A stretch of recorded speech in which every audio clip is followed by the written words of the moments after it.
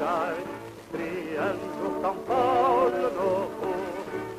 O heróico a luta feito, firma tua tradição, tendo nas mãos o direito e a pátria no coração. Meu nome é Camila Gildice, sou artista plástica. Trabalhei na Sociedade Veteranos de 32, na parte de comunicação social e também na presidência da parte dos familiares dos heróis de 32. Tenho meus trabalhos sobre 32 em artes plásticas espalhados em diversas instituições. Organizo também exposições para outros artistas e atualmente também estudo Direito, né? Uma forma de me aproximar um pouco da Revolução de 32 e faço a parte de produção cultural.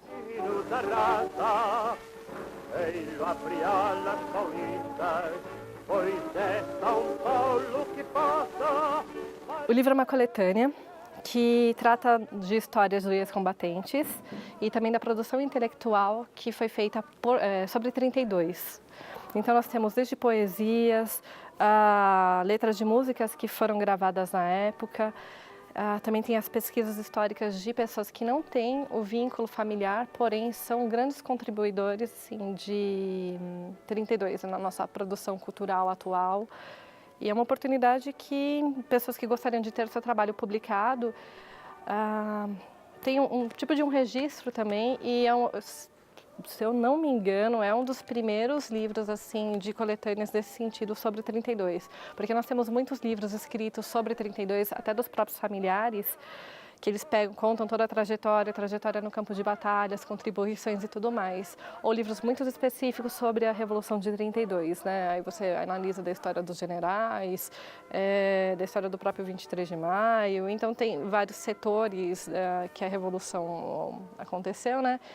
Então, cada um tem o seu campo de pesquisa e esse já foi uma maneira um pouco diferente da gente ter a oportunidade de pessoas que não têm o hábito de escrever participarem aqui e também as pessoas que já têm uma produção e gostariam de divulgar.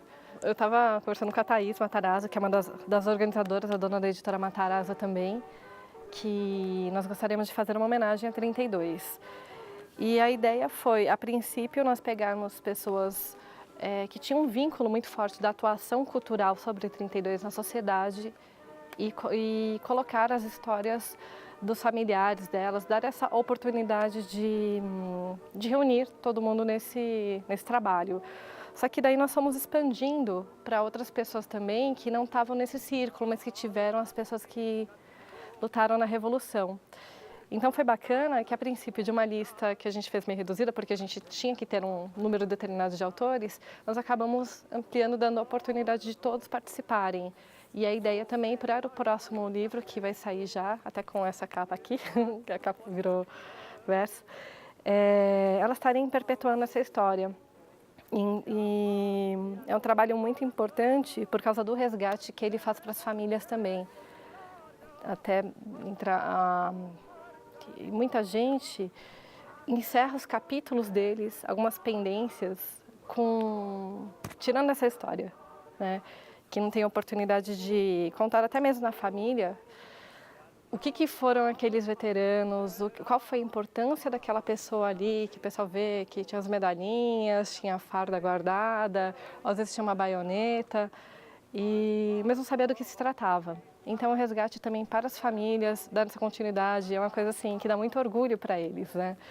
E eu acho que, de onde eles estiverem, eles também recebem essa homenagem. Eu acho que isso é o mais importante, a gente lembrar das pessoas que fizeram alguma coisa nesse sentido. Ainda estou em 1932. A Força Pública do Estado de São Paulo, o Partido Republicano Paulista, o Partido Democrático, a Associação Comercial, entre outros grupos, até mesmo secretos. Desde 1930, se preocupavam enormemente com a volta do Brasil ao regime legal e o brutal déficit ibérico, econômico e de autonomia do São Paulo. O fatídico 23 de maio de 1932, uma segunda-feira, foi primeiro marcante pela quantidade de protesto que ocorreram na capital e também pelo tiroteio que aconteceu daquela noite. No inquérito policial que apurou os fatos ocorridos na Praça da República, não constou apenas 4 mortos, contabilizou-se 11 feridos. Nenhum deles estava armado. apenas protestavam.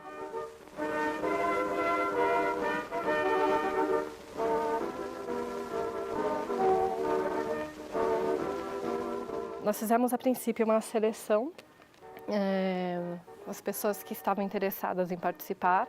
Nós chamamos aquelas pessoas assim, a princípio que estavam já anotadas ali, né, que já tínhamos mais ou menos uma ideia, porque nós não tínhamos noção que ia expandir tanto. E nós recebemos as histórias, os materiais, tudo, e nós selecionamos de fato assim. Tiveram algumas contribuições que ainda não entraram, nós vamos deixar para a segunda edição. E a gente teve o cuidado de que fosse uma coisa que fosse feita sem nenhum tipo de ofensa. É o resgate mesmo, independente do lado que foi, que às vezes assim a pessoa acha, vamos ofender lá, as Forças Armadas que estavam contra. Eu não acho isso certo. Acho que tudo bem ter liberdade de opinião, tudo, mas é um livro que ele não se trata de posicionamento.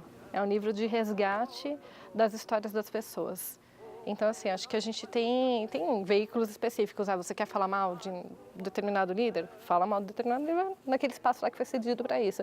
Mas o nosso não era essa a intenção. Era ser uma recordação bonita da história mesmo da pessoa, falando quem ela era, independente de ser um revolucionário, contar a essência da pessoa, da trajetória, mostrar lá os fatos, tudo, mas de uma maneira mais serena assim, sabe? Trazer, a ideia é levar coisas boas, né? Acho que hoje em dia a gente não precisa de não precisa ter agressividade nesse livro.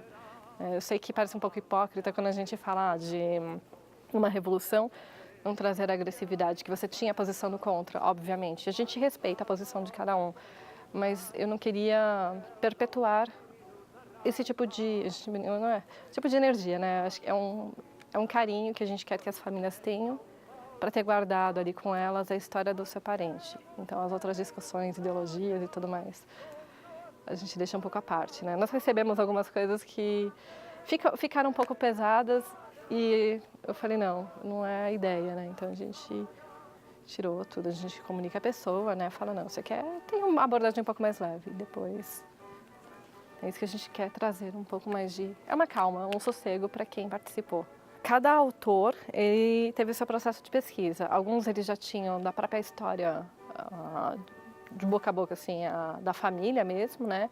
Outros eles já foram mais em livros. Por exemplo, nós temos um autor aqui que ele viu os autos do processo de 32, do dia 23 de maio. Então, ele foi lá, fez toda a pesquisa em cima disso, ele já tinha mais ou menos uma ideia.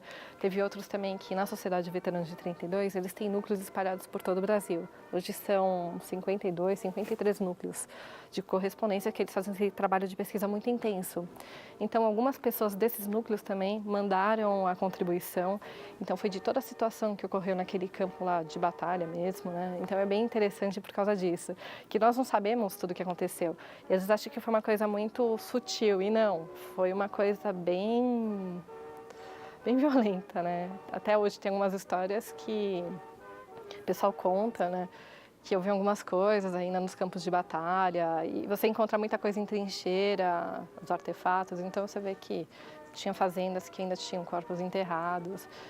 É meio complicado, isso as pessoas não sabem, né? Mas com as pessoas que estão lá, os pesquisadores mesmo, eles trazem essa informação pra gente, até abrem essas trincheiras para visita, é bem interessante. E aí cada um fez o seu processo, tanto, por exemplo, a Thaís mesmo, ela contribui com as marchinhas de carnaval da época, que falava também sobre essa parte da Revolução, que foram, né, depois feitas sobre a Revolução, que é mais... Teve até a participação do poeta, do Príncipe dos Poetas, o Paulo Bonfim, também falando dos jovens de 32, que é uma preciosidade, né? E acho que foi um apadrinhamento muito bacana no nosso livro.